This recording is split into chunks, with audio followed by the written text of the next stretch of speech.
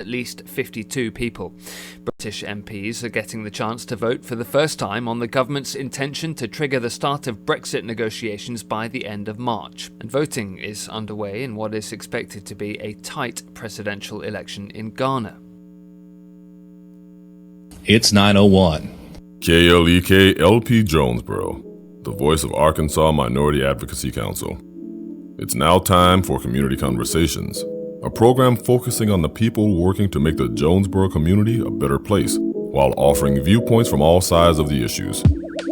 The views expressed in this program are those of the participants and do not necessarily reflect the views of KLEK 102.5 FM, the voice of Arkansas Minority Advocacy Council, or our underwriters or sponsors. KLEK 102.5 FM. Good morning to you on your Wednesday. It is December 7th, 2016. This is Community Conversations. Kate Wonder is in the studio with you, along with my co-host, Mrs. Quabila Harden, and this is the first Wednesday of the month. So, as always, we have our monthly segment with Jonesboro Police Chief Rick Elliott. He is in the studio with us, and joining him today is Officer Shane Fox, who is with the SWAT division of the Jonesboro Police Department, and we also have patrolmen or patrol women, Portia Hall and Cheyenne Jordan. Before we begin, we just want to once again lift up those in prayer, as this is the anniversary of the attack on Pearl Harbor. So we definitely, even though this incident happened many years ago, we still definitely want to keep those lifted up in prayer. The family of those affected by this incident, and we never want to forget their service and their sacrifice as well. So with that being said, how's everyone doing today? We're doing great. Good morning. All right, so Chief Elliott, we'll just kind of start off with you, just kind of update people on some of the things that are going on with the Jonesboro Police Department. Well, December's a busy month for the police department. We've had our Shop with the Cop program last weekend, which is another huge success. This program is put on by the local chapter of the Fraternal Order of Police and co-sponsored by the local Rotary Club. And I think we had a great turnout. Several kids have benefited from this program last Saturday. Of course, this time of year we have a lot of shoppers coming to town in Jonesboro, so traffic has increased, and it's like do a PSA on traffic here in Jonesboro. Just during this time of year, take your time, slow down, don't be in a hurry, and let's try to avoid some of these wrecks that we've been having, and just be safe and make your shopping experience in Jonesboro a pleasurable experience, and go home safely. And also, I think when we did this last year, I think you also mentioned about don't leave your presents out in the back seat where people can see them. Absolutely. And break into your car and steal them. Absolutely. A program called Lock It or Lose It. If you don't lock your car and leave your stuff in it, you're probably going to lose it. Right now we're experiencing a lot of theft from vehicles around the community, and basically it's people not locking their doors at night and leaving valuables inside. So I'd like to encourage everyone, when you're park your vehicle at your house at night, please lock the vehicle, and anything of value don't leave inside. Take it inside, because daily reports, we're having computers and purses and guns and things like that taken from unlocked vehicles, and it's becoming quite the problem, and we just need you to do your part and secure your valuables and don't be a victim. I know I've seen quite a few stories from KAIT. I get the alerts on my phone, and one headline was like a modern day Grinch or something. Like, there's just people really committing just a variety of crimes, especially during the season, because some people are so vulnerable to, like you said, leaving things unlocked, just being careless. Well, again, this is the time of year that people may be a little bit more lax in what they do, and we're just trying to say, hey, heads up, folks, do your part and lock your vehicle. Even when you get to the mall or whatever place you tend to shop at, when you get out of your vehicle, stay off the phone. Pay attention to who's around you, what's around you, and when you're heading in the store and you're heading out of the store. One, it's a safety thing, so you can watch traffic that's coming around, so you don't get hit. But two, if there's somebody lurking around to maybe try to steal your purse or any other things, that you will see them. And generally, once you spot somebody and they know that you see them, they're going to find another victim to go to. Okay. So just a little heads up, that phone is not that important. That text message is not that important. Okay. And whatever social media thing that you think you have to do between the car and inside the store, It can wait. it can wait. Once again, we are speaking with Jonesboro Police Chief Rick Elliott, as well as several members of the Jonesboro Police Department.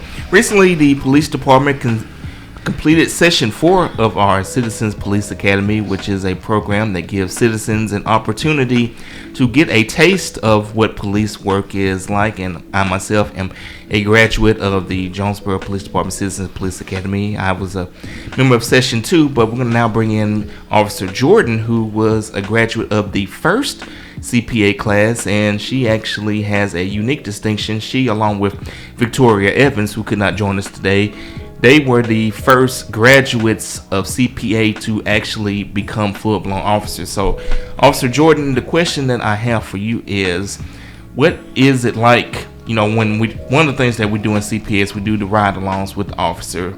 Compare your experience sitting in that passenger seat, riding with that officer, to now you're in the driver's seat, you're in control of the car. Just kind of compare and contrast the experience, since you, along with Victoria, were the first to go from just being regular citizens doing CPA to actually answering the call to be a police officer. Well, when I did my ride along, I did it with Officer Cole, and I was so enthusiastic just to sit in the car and watch him do his job. And I was ready to work the third shift. We were on second shift, but I was ready to go on the third shift, and he's like, "We gotta go to lunch." And I was like, "I'm not hungry. Let's keep working." Oh my goodness. I was just so excited. And then actually being in the car doing it myself now, I still do that. I still am so excited to get to the calls and do all the work and stuff. But it's a different aspect. I'm actually the one helping people and helping them solve the problem, helping them find the suspect or consult the victim. And I'm there to help them through their problems instead of just watch it. What Officer Cole did whenever I did my ride along. So, when you did CPA, do you think that the introduction to the topics in CPA helped you when you were doing your training? Because the CPA just gives you an overview of it, but now once you trained, you went more in depth into the topics that was covered in CPA. Instead of 12 weeks, 3 hours a night, you're doing it 8 hours a day for 15 weeks, and then 3 months of field training. So do you think that because you were exposed to CPA, do you think it made your regular training just a little bit easier?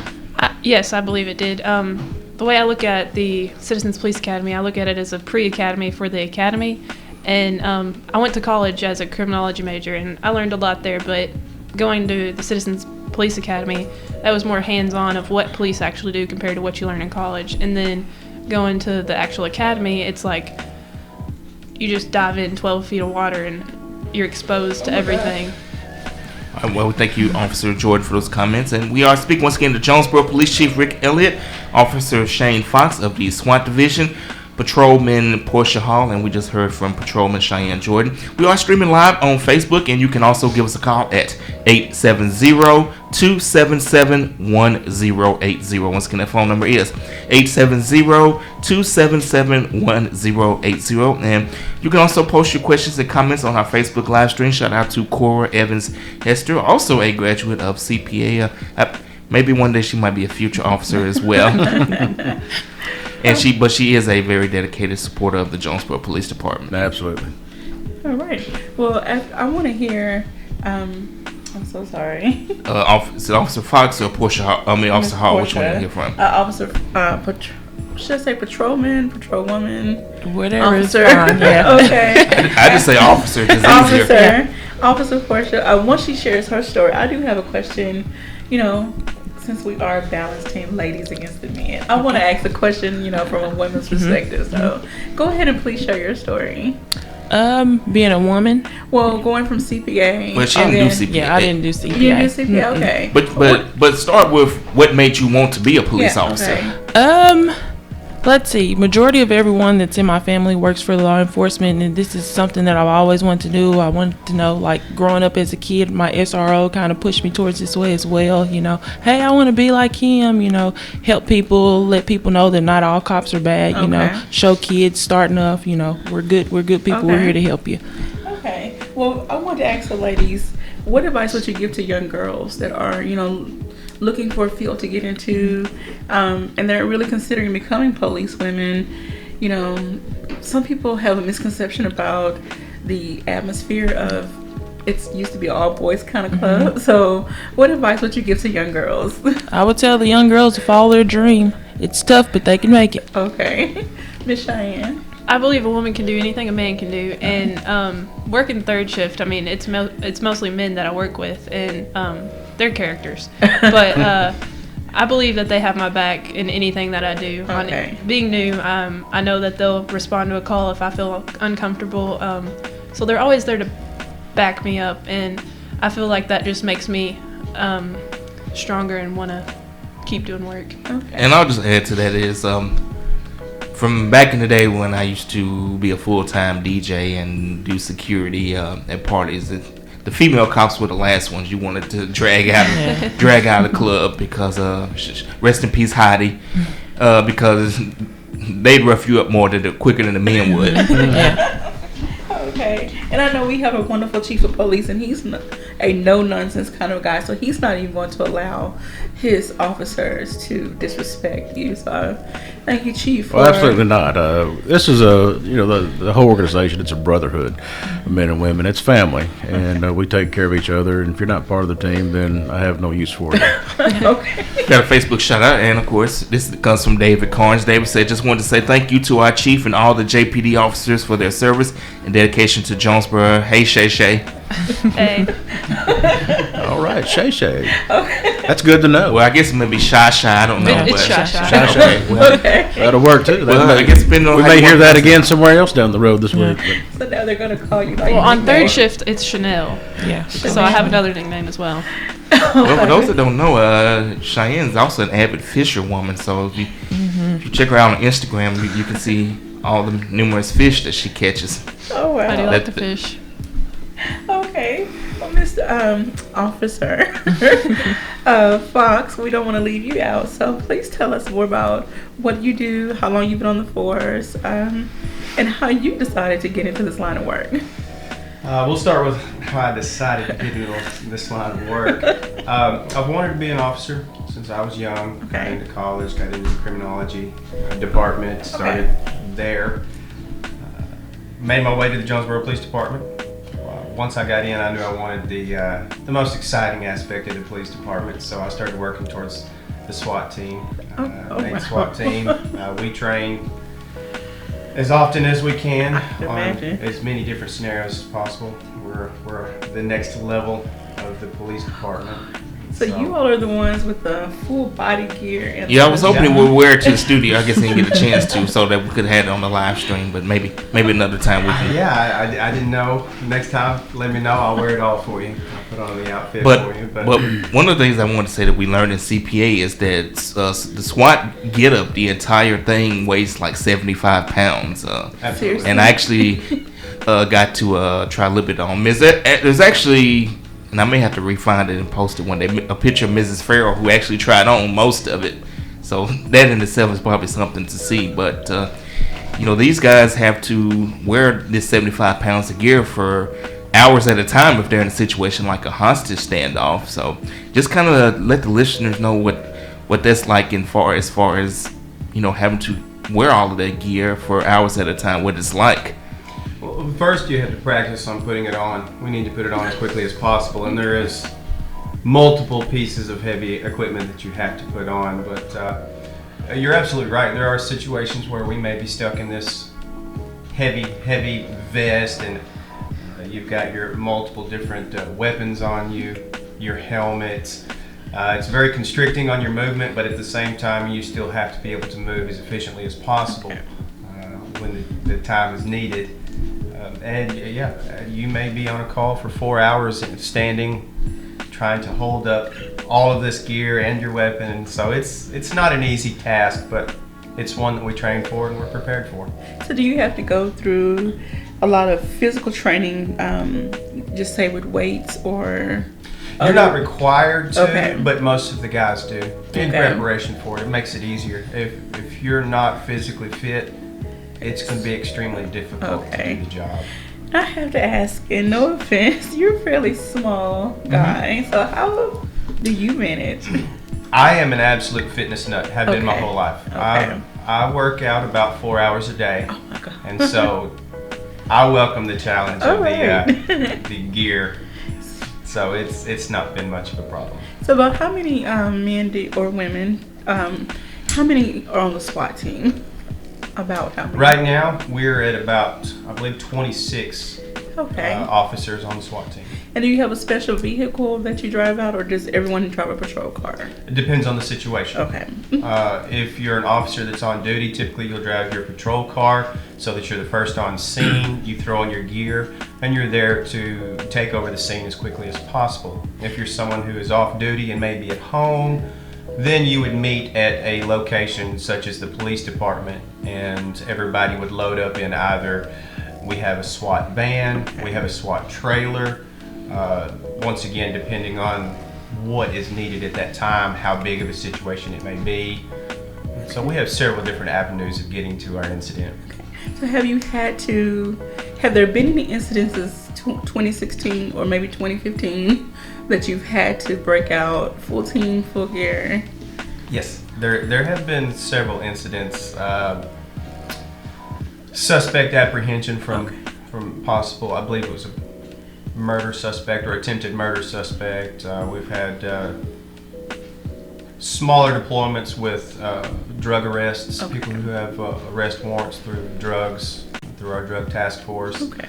But full-blown SWAT team, I believe we've had two. Okay. All right. Once again, we are speaking with Jonesboro Police Chief Rick Elliott, Officer Shane Fox of the SWAT Division of the Jonesboro Police Department, and Officers Portia Hall and Cheyenne Jordan. We got another Facebook shout out from Corey Evans Hester. I'm going to read this and then I'm going to use this to transition into our next question. Corey says, we do have the best officers there is, regardless of what is going on in other states regarding other police officers. And David says, if not mistaken, Officer Fox ran the September 11th Memorial Run and led the pack 9.11 miles. Great job. Getting into what Mrs. Hester say, I'm going to start off with Chief, and then if anybody else want to chime in on this as well. All right, Chief, since you took over the department, your primary goal has been community policing to bridge the gap between the police department and the community, and you have done a great job of that in the city of Jonesboro.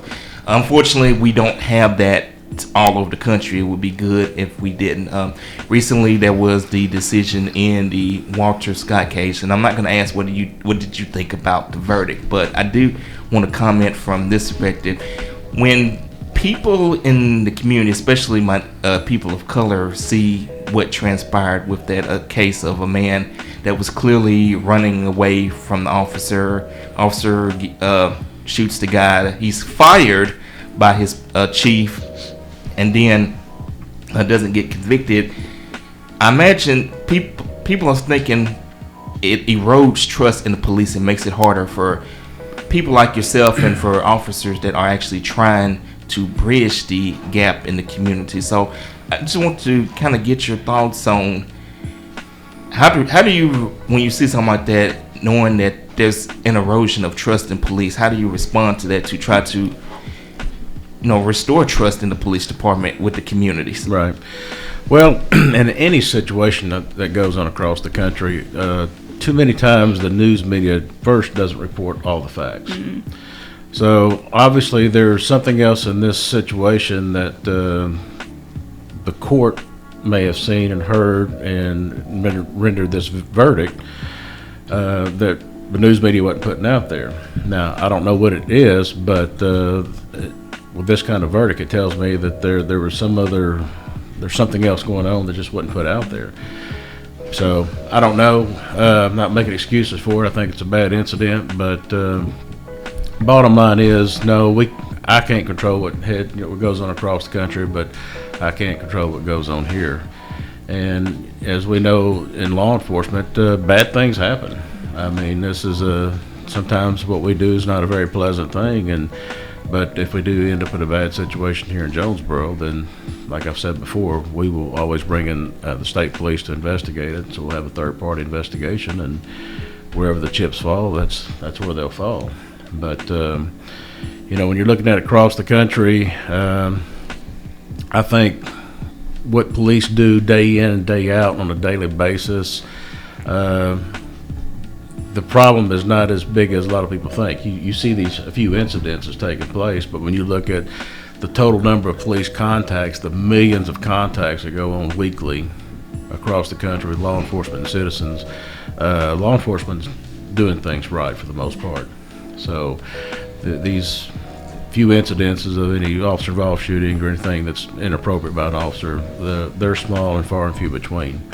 As I've said before, so far this year, our officers have made well over 13,000 traffic stops, and I've got probably less than maybe 40 complaints for the whole year. So, and that's well, obviously you probably would not like to have any complaints, but then the complaints we got, most of them it's nothing that's really just out. It's something terrible. It's a lot of times it maybe officer had a bad attitude or a different attitude, but no gross misconduct. And then again, that's a testament to the job you have done as chief. And once again, just want to commend you for, at least in the city of Jonesboro, ensuring that the police department and the community has a great relationship. Speaking with Jonesboro Police Chief Rick Elliott, this is Community Conversations. We'll be back on KLEK 102.5 FM.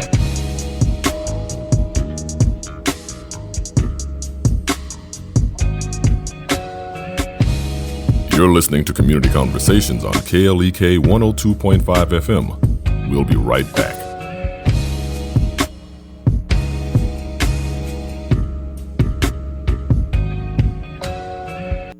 How can you and your kids achieve greatness?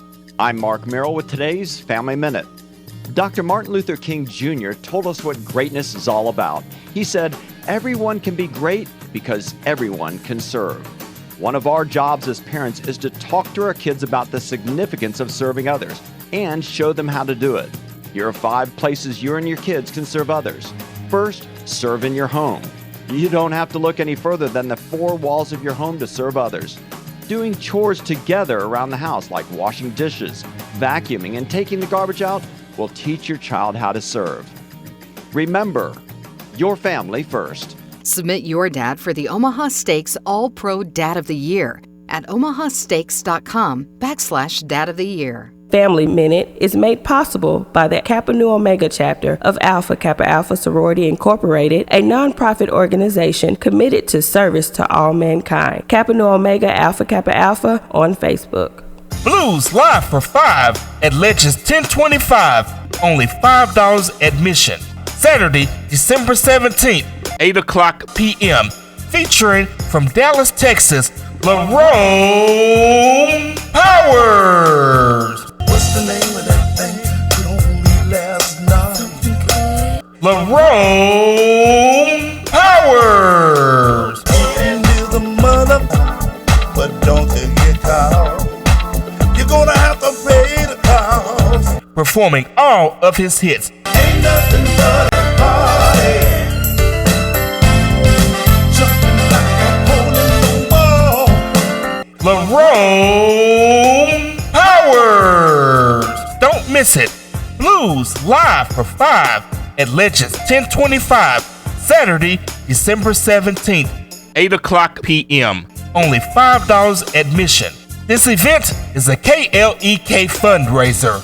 From the KLEK Community Calendar, Christ Ambassadors Ministries International presents Spiritual Preparation Conference, December 18th through the 23rd, time at 7 o'clock p.m. The conference will take place at Christ Ambassadors Ministries International, 5114 East Nettleton Avenue in Jonesboro. The featured speakers will be Brother Wendell Smith, Reverend Dr. Greg Ota, Bishop Ani and First Lady Jacob, Reverend Wesley Cole, Pastor Rosemary, Sister Carolyn Williams, and Pastor Albert Dyer. The scripture is Galatians, the 5th chapter, the 16th through 18th verses.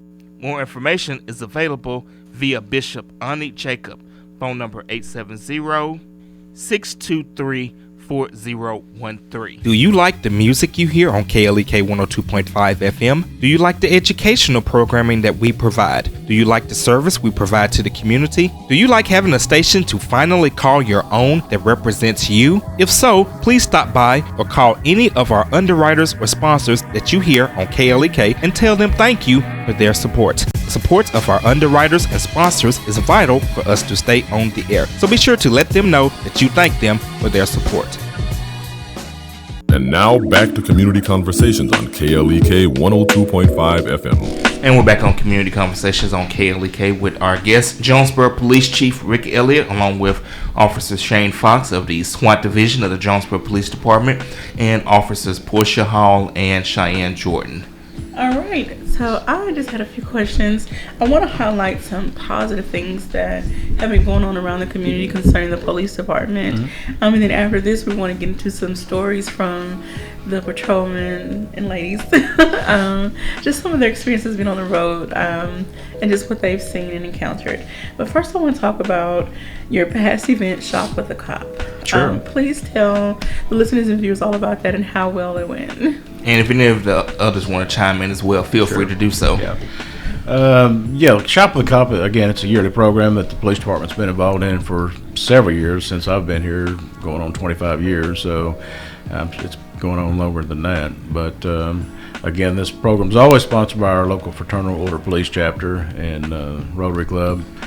And once again, this year was a huge success. But basically, the selected kids that are involved in the program, they'll meet the police officers and generally have some breakfast and kind of get together. Then they will ride with that officer in the patrol car out to the place that they desire to shop at for that event.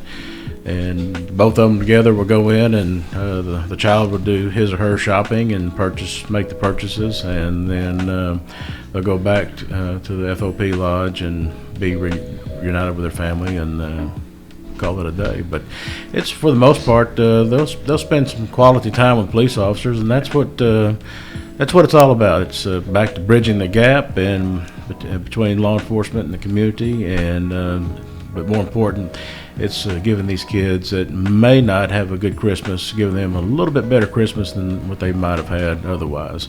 So that's important to us, to put a smile on these young kids' face and give them something that they may not have had otherwise. Okay. And would any of the other officers like to chime in on that? I would say Shop with a Cop was a great experience for me, considering that I love kids. And like when we were going to the mall, seeing those kids just buy things like for their family instead of themselves, that was a great experience. And I do love kids, but seeing those smiles on their faces is just brighten my day. Wow. Have you all had an opportunity to do any shopping with children? The children? Unfortunately, I was not able to make it this year. I participated last year, had a young man, and he was the same way. He was just as concerned with making sure that he spent his allotted money on his brother as he was himself, which was very, very heartwarming. And to see him manage his money to make sure he takes care of everyone in his family was sweet. Oh, wow. Hey, Miss Farrell. Oh, I thought I'd answer. Hello? I might put this on speakerphone. Hey, Miss Farrell. Good morning. How are you and how are you, Dad? All right, we're doing good. How about yourself? I'm doing good. Chief? Yes, ma'am. Yes, ma'am. Good morning. I want to wish you and all of the police officers a happy Merry Christmas and a happy and safe New Year. Well, thank you very much, and happy holidays to you and your family. And we always appreciate that. We had talked early on about the games. I'm pretty sure he had mentioned it to you about adopting a cop for the local churches or any church that want to, all of them as far as they would go. Right. And maybe that would be something we could do for New Year, that we could have one, or we could change up whichever, however the plan would be, so they would be under some kind of protection and safety during the New Year and all through, their career there. Right. That sounds like a great program, and hopefully we get it going. That maybe we want to get in the New Year, we can get that going. I hope so. All right. Did you have anything else you'd like to say, Mrs. Farrell? I was going.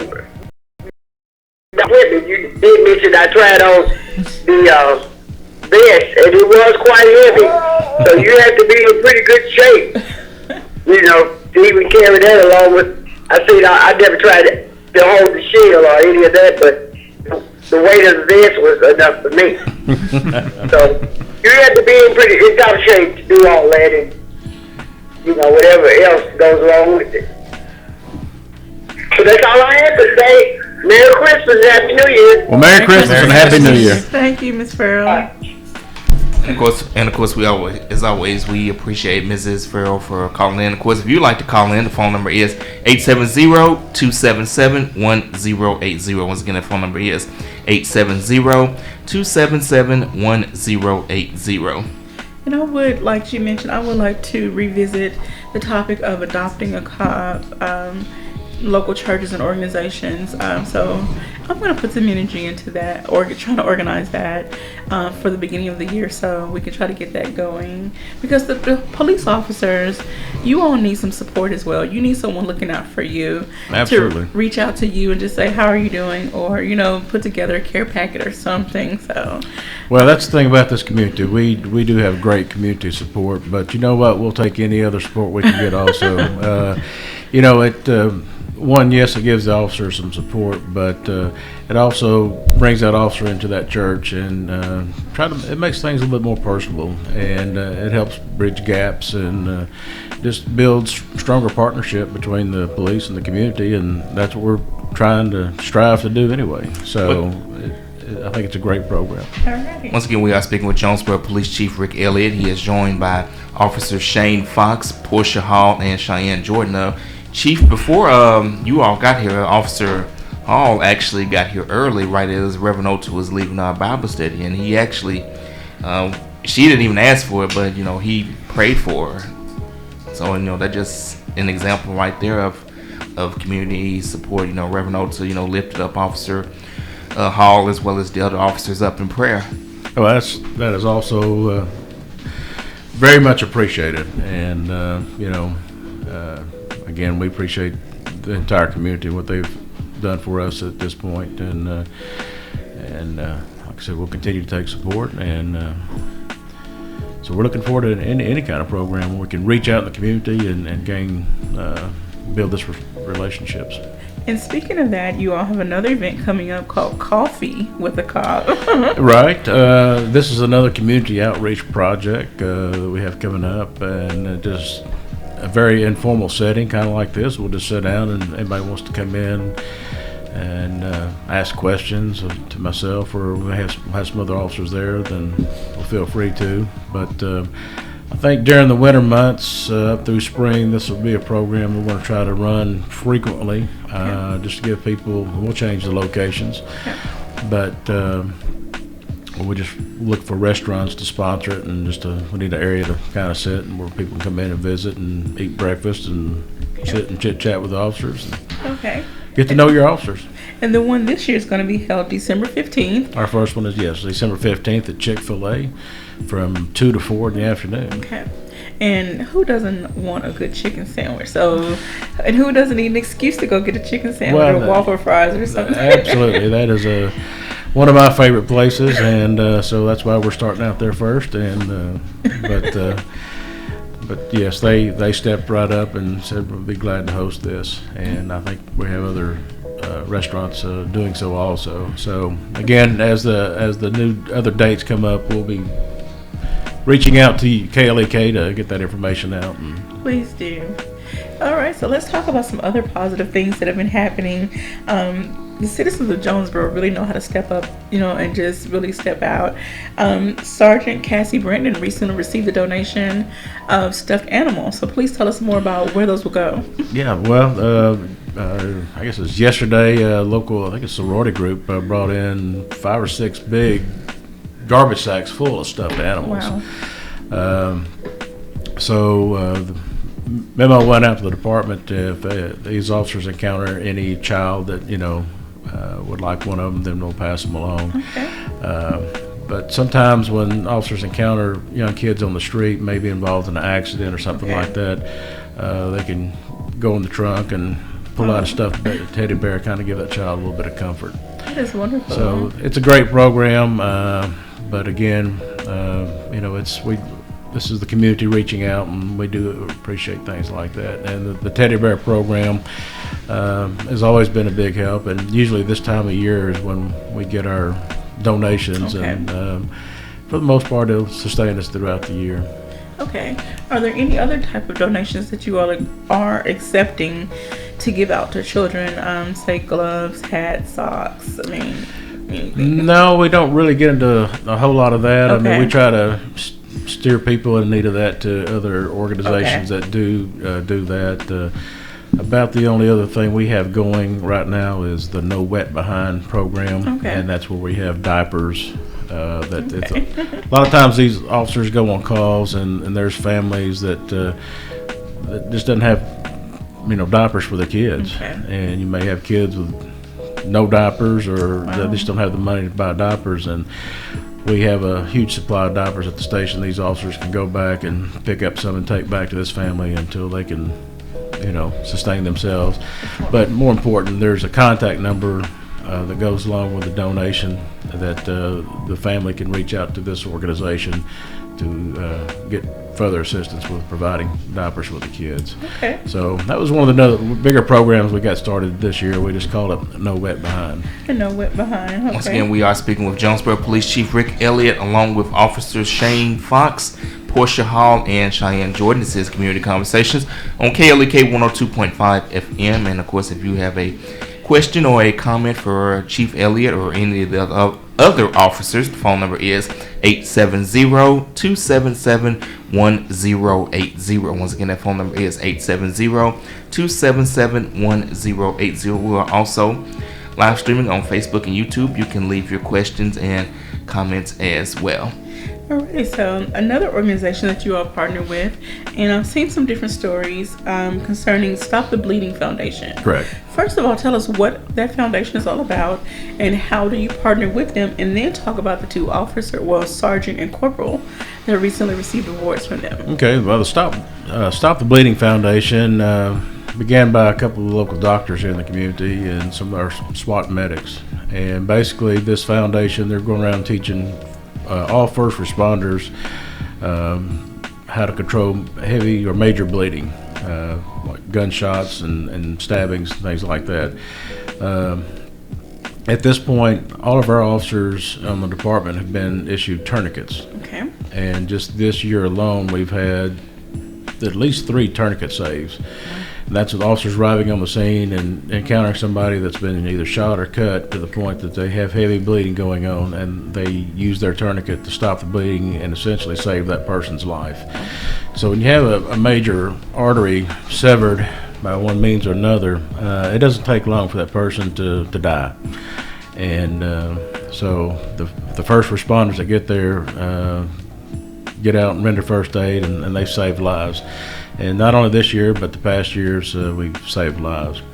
But the Stop the Bleeding Foundation, that was the first step. We got tourniquets and tourniquet training supplied to everybody, but now we're going back into issuing IFAKs, individual first aid kits.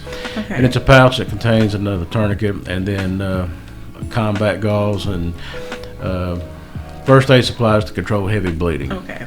And so if we have a gunshot or whatever, not only we can use a tourniquet to control the bleeding, but we have this gauze that we can go in there and pack the wound.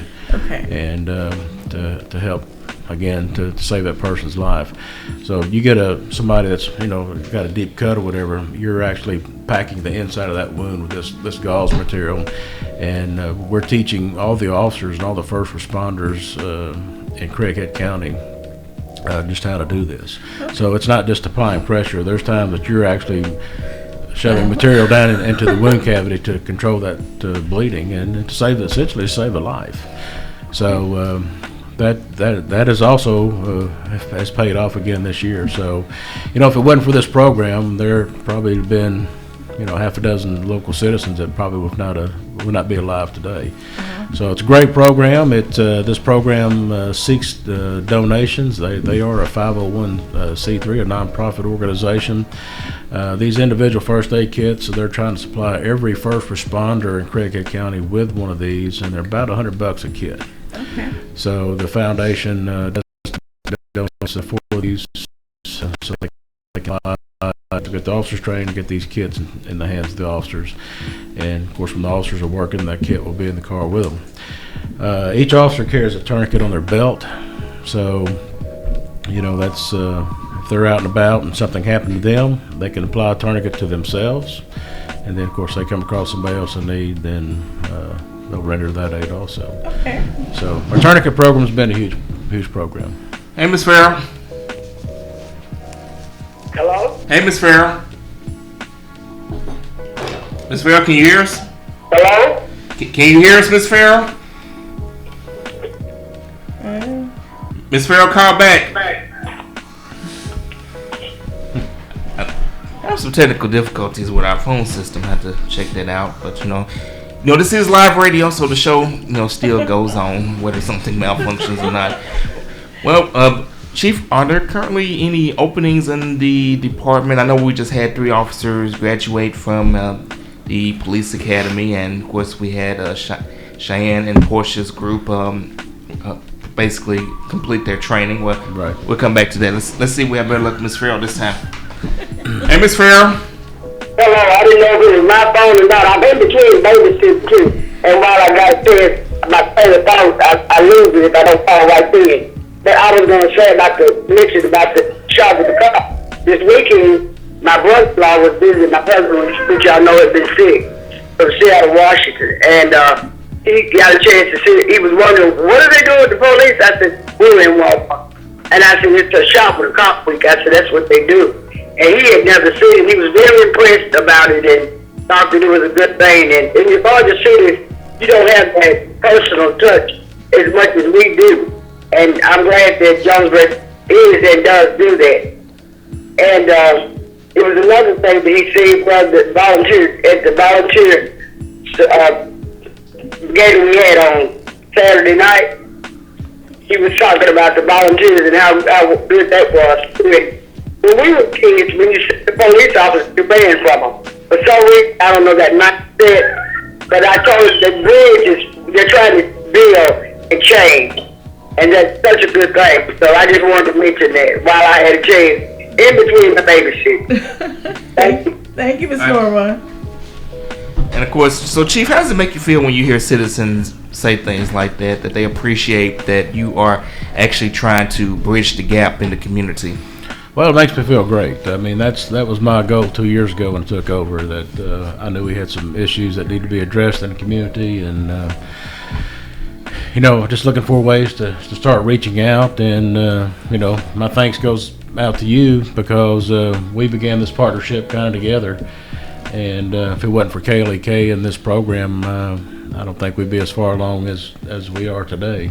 And we're certainly glad to be a part of it. It's a story that I mentioned at the volunteer gala, and I don't know if I've ever actually told this on the air, but if not, I'll explain it since we're getting ready to go into break. A couple months ago, I went to a grassroots radio conference. It is a conference. It was in Hot Springs. It's a similar low-power, non-profit radio stations such as KLEK. They gather together and they kind of network and they share stories. And I was on a panel. I was asked to be on a panel, and the question was asked is, name a success story of your station. And I said, well, I would say a success story of KLEK is how we have helped get the word out about the Jonesboro Police Department because of Chief coming on every month doing the interview, as well as the announcements of JPD hiring and me participating in Citizens Police Academy, that we had the largest minority class ever. This is the class that Portia and Cheyenne was in. There was 12 of them, and there were 6 minorities, 4 African Americans, 2 African American males, 2 African American females, a Hispanic female, and an Indian American male in that class. And that was the most diverse group ever. And plus, Sergeant Cassie Brandon has shared with me in several recruiting events that JPD has hosted, that a lot of minorities, when they fill out their application and request more information, there's a little thing on the form that says, how did you learn about JPD?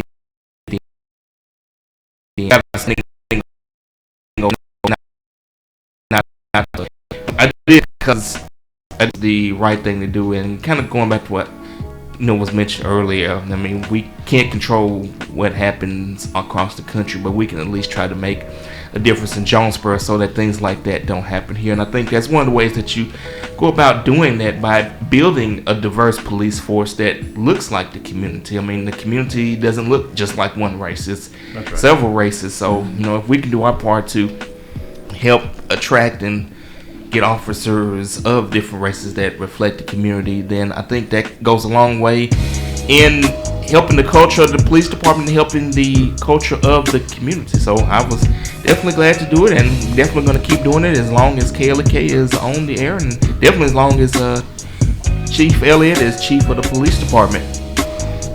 So with that, we'll go to break, and we'll be back. This is Community Conversations on KLEK 102.5 FM.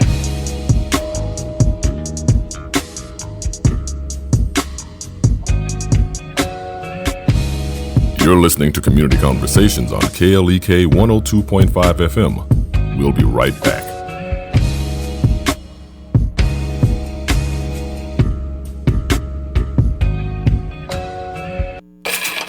We're back with Money Matters. I'm Alfred Edmond Jr. There is a lot of evidence to show that home ownership is a major factor in the capacity to build lasting, multi-generational wealth. However, there will be times in your life when renting just makes more sense. Here are some smart financial moves to make when renting. The time to work out your budget is before signing a rental agreement, not after. Whether renting or owning your home, no more than 30% of your monthly take-home pay should go to housing and utilities combined. Then leave 70% for food, clothing, transportation, entertainment, miscellaneous expenses, and of course, savings. Before moving in, inquire approximately how much the utilities cost per month and add them to your rent in order to gain a realistic financial picture. Unless your utilities are included in the rent, make sure your name is on the utilities bills, as this will help you establish credit.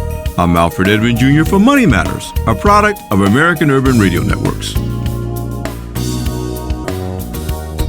Money Matters is made possible by the Jonesboro Alumni Chapter of Delta Sigma Theta Sorority Incorporated, a nonprofit organization dedicated to uncompromising commitment to communities, service, leadership, empowerment. www.jonesboroalumnidst.org. Support for KLEK is brought to you by Tax Time is here at Car Today, the original buy here, pay here dealer. New Car Today General Manager Sean Corns. With new inventory available daily, whatever you're looking for, we've got it. Located on Stadium Boulevard just south of the 63 bypass, Tax Time is the time to drive at Car Today. Car Today. Experience the joy with Bishop Adrian R. Rogers of Fullness of Joy Church, 3307 Race Street, Jonesboro, Arkansas, 72401.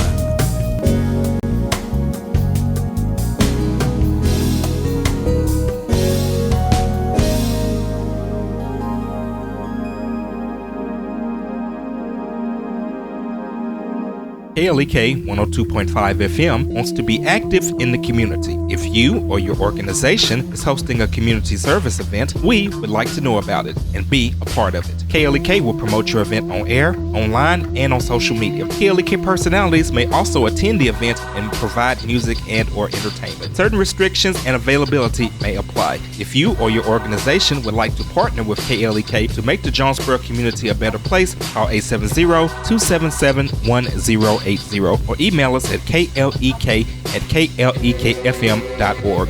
In order for a community announcement or church announcement to be aired on KLEK 102.5 FM, we ask that the announcement be sent at minimum 1 week in advance. Thank you for supporting KLEK 102.5 FM. And now back to Community Conversations on KLEK 102.5 FM. And we're back on Community Conversations on KLEK with our guest, Jonesboro Police Chief Rick Elliott, along with Officers Shane Fox, Portia Hall, and Cheyenne Jordan. And of course, if you have a question or a comment, you can call us at 870-277-1080. Once again, 870-277-1080. Right, so we don't have very much time left in this segment, but I want to get some feedback from the officers, starting with Miss Cheyenne. Since you're new on the force, you've been in since August. No, I started in May with the academy. Cheyenne, pull the mic a little closer to you. Started in May with the academy, and then August I've been on the streets with training, and been on the streets on my own for about 3 weeks, I think. Okay, so what is some advice that you take with you that some veteran officers have given you? Through my FTO program, definitely listen to everyone's story. Get all the information you can so you can put it in the reports, so you can figure out how to address the situation and how to get the outcome that is needed for the suspect, to find out who the suspect is, to help the victim, and then just, like I said, just listen to them and give them the advice that they need. Okay. And Officer Hall, what would you like to add to that? And were you given any specific advice, being a double minority, being a African American female? What advice were you given, and were you given any specific advice, being a double minority officer? Always to be careful, always ask who, what, when, where, and how, what happened there. Everybody has taught me, never to give up. If you have questions, when in doubt, call a sergeant if you have any questions there. Yeah. Okay. All right. Mr. Shane, any advice? Since, you've been on the force for 4 years, so have there been any veteran officers who, offered you some advice that you take with you now? Absolutely. Since day one, I've had great training from my supervisory officers as well as the veteran patrol officers on the shift, giving you advice on pretty much every scenario known to man. Okay.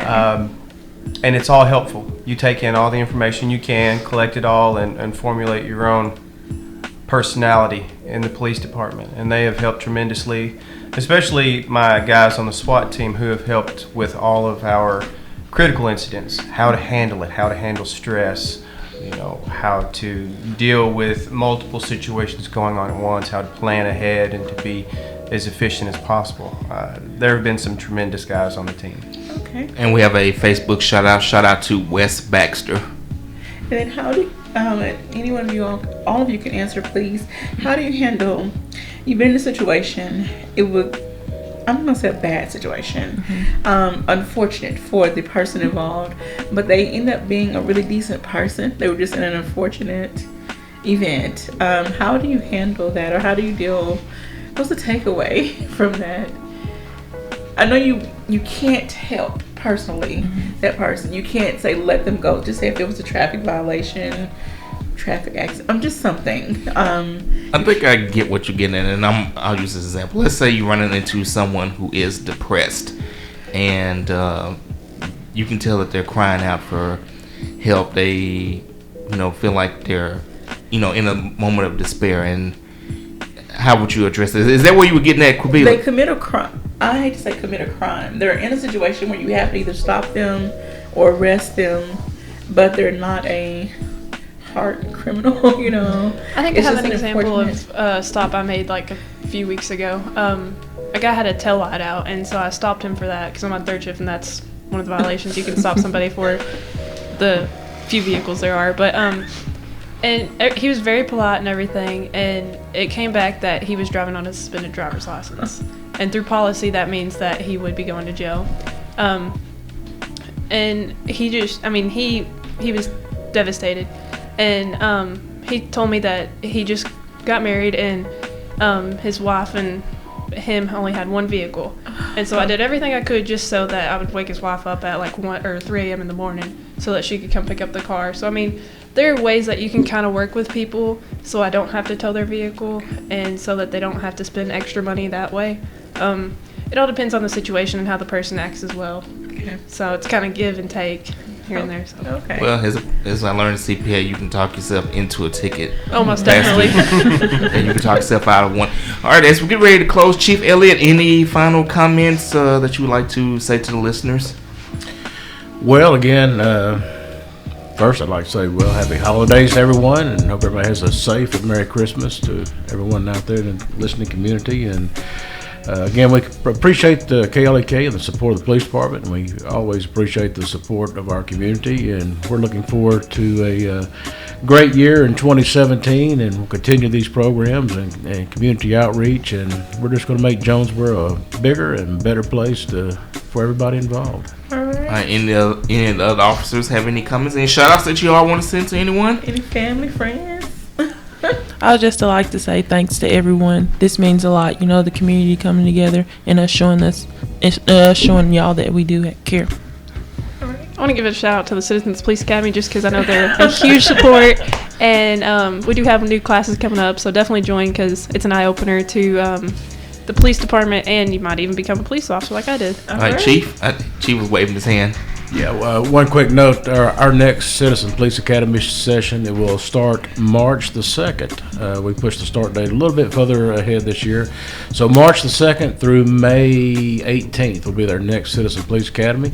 And if anyone is interested in the program, contact Sergeant Cassie Brandon or Paul Holmes at the police department and get an application. They're also available on the Jonesboro Police website, jonesboropolice.com. Officer Fox, you have anything? I guess my shout out to the Jonesboro Police Department itself. I feel we have a great group of guys that do a great job, and I love them all. All right. Well, we thank you guys for stopping in. We have a quick community announcement. Please join the Black Professionals Network of Jonesboro Holiday Social and Toy Drive. This will be Thursday, December 15th, 2016 from 7 to 9 p.m. at Cobb & Company Real Estate, 2400 East Highland Drive, Suite 401 in Jonesboro. Please bring an unwrapped toy for a child ages 2 to 13 years of age. Donations will be given to Life Strategies Counseling Incorporated. Refreshments will be served. So once again, Black Professionals Network of Jonesboro will have a holiday social and toy drive Thursday, December 15th from 7 to 9 at Cobb & Company Real Estate, 2400 East Highland Drive in Jonesboro. So please donate toys to this cause to help some kid who may not be as fortunate to have a Merry Christmas. God bless each and every one of you. We'll be back tomorrow. This is KLEK 102.5 FM. Thank you for listening to